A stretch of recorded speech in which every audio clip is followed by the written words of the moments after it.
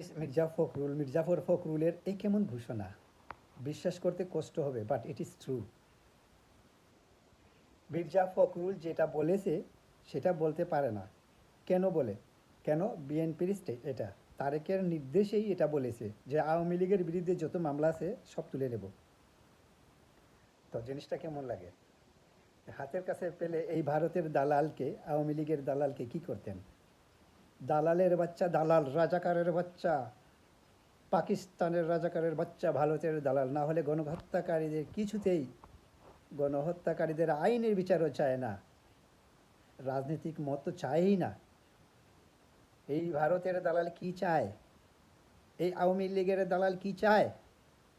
আমরা কঠিন প্রতিবাদ করব প্রত্যেক জনগণকে, প্রত্যেক জুলাই যোদ্ধাকে, এবং মির্জা ফখরুলে এই রকমের বিরোধিতা করতে হবে এবং প্রতিবাদ করতে হবে এবং মির্জা ফখরুলকে ক্ষমা চাইতে হবে এবং সে আলটিমেটাম দিতে হবে।